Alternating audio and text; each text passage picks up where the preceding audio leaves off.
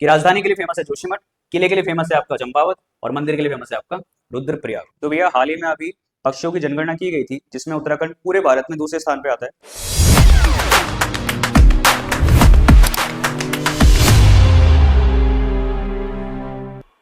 नमस्कार दोस्तों, स्वागत है आपका हमारे YouTube चैनल प्यार के स्टडी पॉइंट में। आज की वीडियो में हम बात करेंगे जो हमारी डिस्ट्रिक्ट सीरीज चल रही है उसमें एक नया डिस्ट्रिक्ट मैं आपके सामने लाया हूँ जो है आपका रुद्रप्रयाग। पूरे डिस्ट्रिक्ट को मैंने एमसीक्यूज की फॉर्म में सेट किया है जिससे आपका लगभग पूरा डिस्ट्रिक्ट का जो ओवरऑल चीज है वो आपकी कवर हो जाएगी।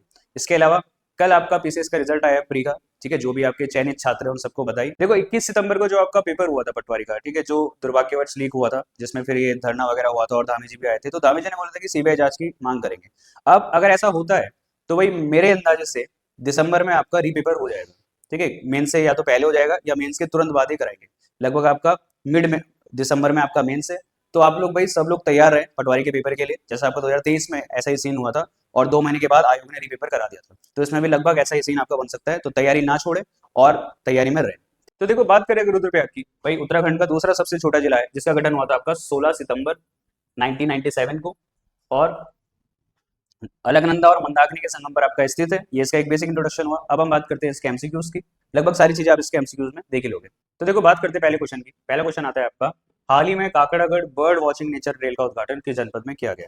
तो भैया हाल ही में अभी पक्षियों की जनगणना की गई थी जिसमें उत्तराखंड पूरे भारत में दूसरे स्थान पे आता है। पहले स्थान पे आता है आपका वेस्ट बंगाल और सेकंड स्थान पे आता है आपका उत्तराखंड। तो इसी पक्षी की प्रजातियों का और अध्ययन करने के लिए और अपना इको टूरिज्म बढ़ाने के लिए रुद्रप्रयाग जनपद में एक नई पहल शुरू की गई है जो है आपकी बर्ड नेचर वॉक, ठीक है, जिसमें चिड़ियाओं की या पक्षियों की अलग अलग प्रजातियों को दिखाने के लिए जो आपके सैलानी उन्हें ले जाया जाएगा।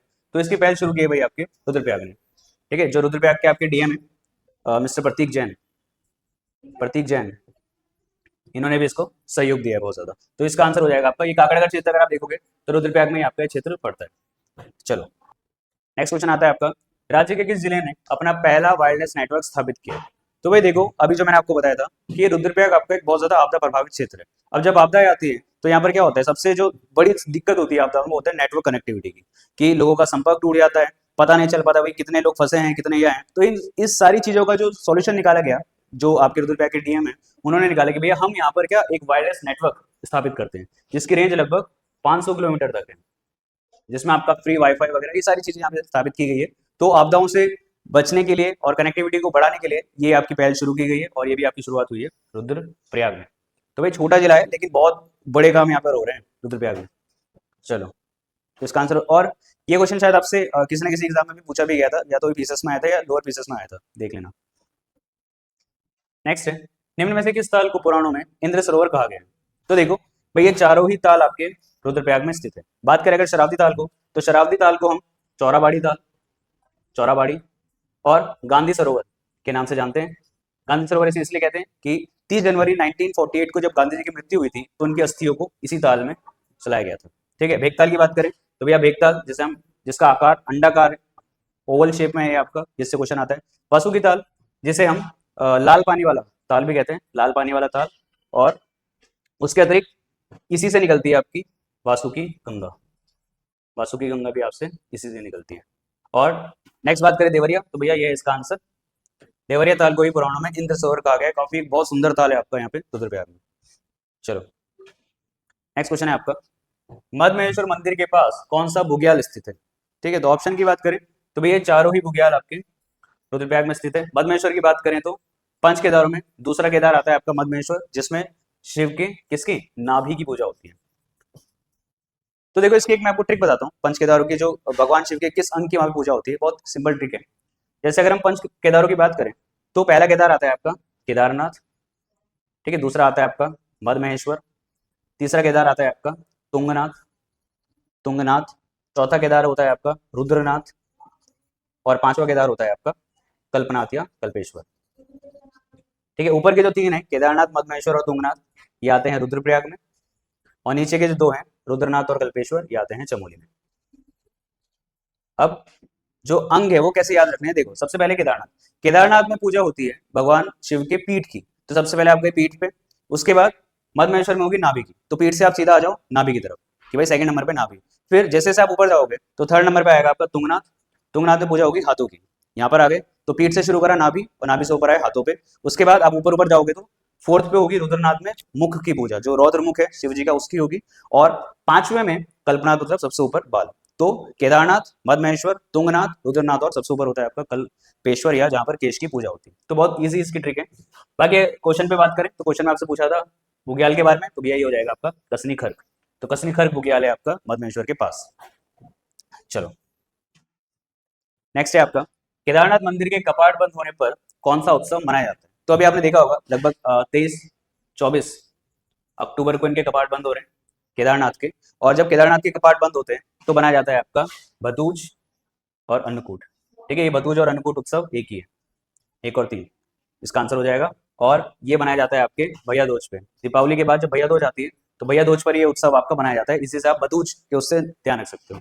ठीक है, चलो। और उसके अलावा अगर हम कढ़ाई उत्सव की बात करें तो भैया कढ़ाई उत्सव को मनाया जाता है, कढ़ाई उत्सव मनाया जाता है आपके जब आपके बद्रीनाथ मंदिर के कपाट बंद होते हैं। और बद्रीनाथ मंदिर के कपाट बंद होंगे आपके नवंबर में, सीधा जाके अगले महीने। चलो नेक्स्ट क्वेश्चन है आपका राज्य में एकमात्र कार्तिक भगवान का मंदिर किस पर्वत चोटी पर स्थित है।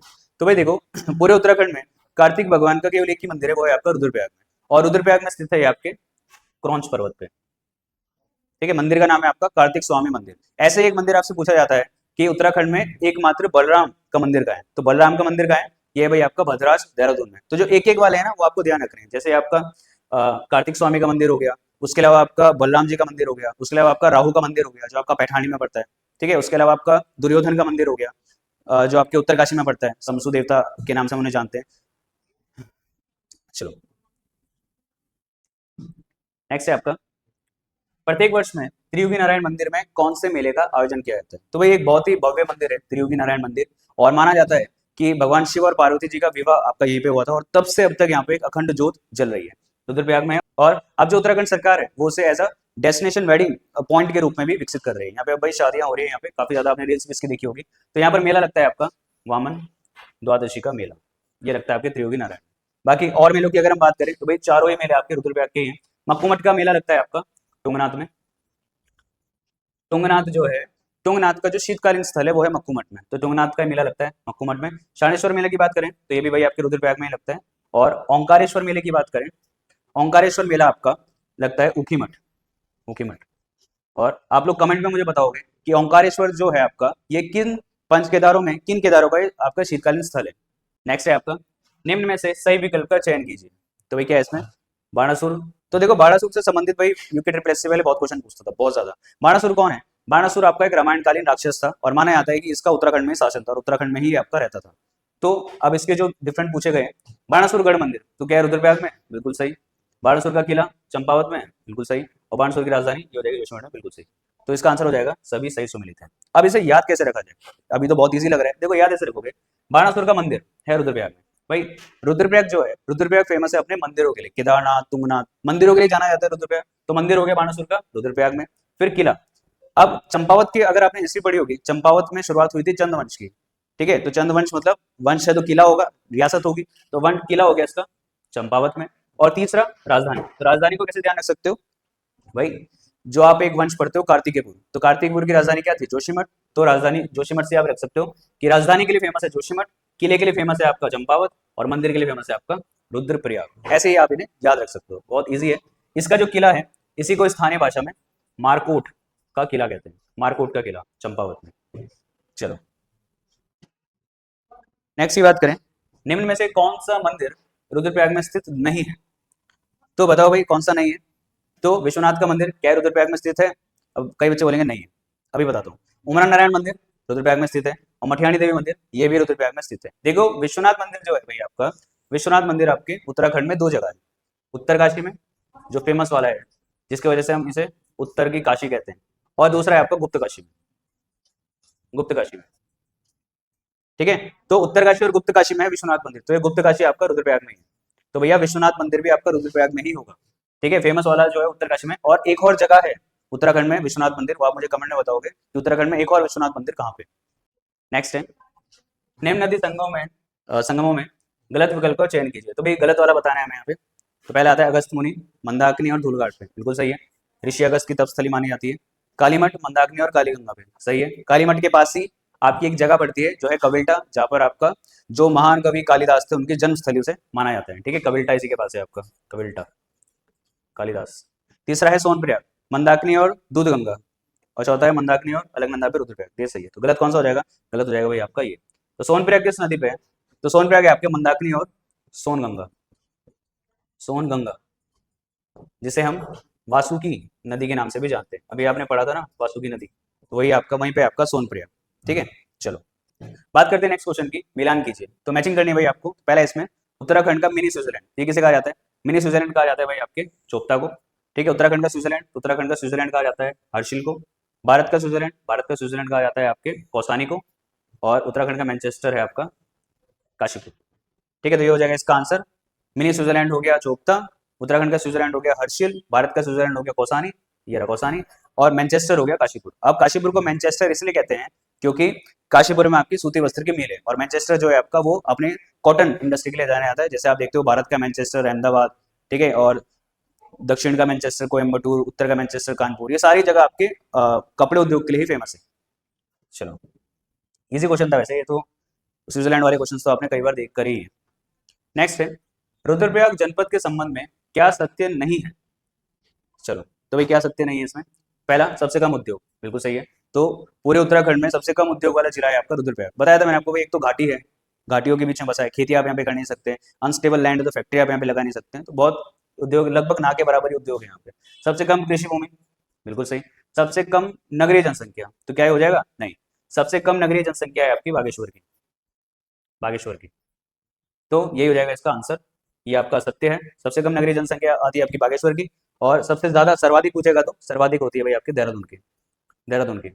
और अगर आपसे ग्रामीण जनसंख्या पूछेगा तो ग्रामीण में, ग्रामीण जो आपकी रूरल पॉपुलेशन है, ग्रामीण में सबसे ज्यादा है आपके हरिद्वार की HDR प्लस, और सबसे कम ग्रामीण है आपके चंपावत की, चंपावत। तो इनका कॉम्बिनेशन देखो ऐसे याद रखा करो, देहरादून बागेश्वर नगरीय वाले हैं, और हरिद्वार चंपावत ग्रामीण वाले हैं। ये क्वेश्चन आ जाते हैं और इसमें बहुत बच्चे कंफ्यूज ही हो जाते हैं। चलो, इजी क्वेश्चन था बाकी। तो नेक्स्ट क्वेश्चन है आपका, हाल ही में पशु शक्ति द्वारा किस जिले में वैक्सीनेशन कार्यक्रम चलाया गया था? तो देखो, 2022 में आपकी एक योजना चलाई गई थी जो थी आपकी पशु सखी योजना, जिसे हम ए हेल्प के नाम से जानते हैं। अब इसमें क्या था? तो भैया इसमें जो आपकी ग्रामीण महिलाएं थी उन्हें पशुपालन से संबंधित प्रशिक्षण दिया जाएगा, जिससे उनकी आजीविका बढ़े। और गांव में, क्योंकि भाई जो भी काम होता है कृषि या पशुपालन का पहाड़ी क्षेत्रों में, वो महिलाओं द्वारा ही किया जाता है। अब इसी योजना के तहत देखो, अब ये रुद्रप्रयाग जिले में क्या किया गया भाई, जितने भी आपके कैटल्स हैं, जो भी आपके दूध देने वाले जानवर हैं, भेड़ गाय वगैरह, उन्हें वैक्सीनेशन की जा रही है, ताकि उन्हें जो पैर में और उनके मुंह में एक बीमारी हो जाती है वो ना हो। तो ये जो प्रोग्राम शुरू हुआ है पशु सखी वाला, ये शुरू हुआ था आपका रुद्रप्रयाग में, जिसमें उनका पूरा ब्रॉड लेवल पे वैक्सीनेशन प्रोग्राम चलाया जा रहा है। अभी भी आप जाओगे तो अभी भी शायद ये चल ही रहा है, खत्म नहीं हुआ है। करंट का क्वेश्चन था, देख लेना आप इसे। तो देखो नेक्स्ट क्वेश्चन है आपका, जगत सिंह चौधरी को जंगली की उपाधि कब दी गई? तो भाई उत्तराखंड के रुद्रप्रयाग के रहने वाले आपके व्यक्ति हैं, और BSF रिटायर हैं, और उसके बाद रिटायर होने के बाद उन्होंने अपना पूरा जीवन समर्पित कर दिया कृषि को, वन संरक्षण में इनका बहुत बड़ा नाम, जाना माना नाम है। तो इन्हें जंगली की उपाधि दी गई आपकी 1993 में।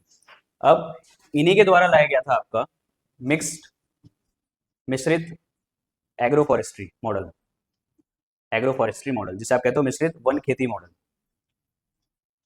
ठीक है, जिसमें इन्होंने जो बंजर जमीन थी उस पर किस प्रकार से खेती की जाए और आपके वनों को उगाया जाए या फॉरेस्टेशन किया जाए, उससे रिलेटेड इन्होंने काम किया, जिस वजह से 1993 में मिला आपका ये उपाधि। और हाल ही में 2025 में इन्हें शायद एक अवार्ड भी मिला है, आप लोग देख लेना, अगर आपको पता है तो आप कमेंट कर देना। लेकिन 2025 में दोबारा सम्मानित किए गए हैं, और इन्हीं को हम उत्तराखंड का ग्रीन एम्बेसडर भी कहते हैं। उत्तराखंड का ग्रीन एम्बेसडर भी इन्हें कहा जाता है, हरित राजदूत।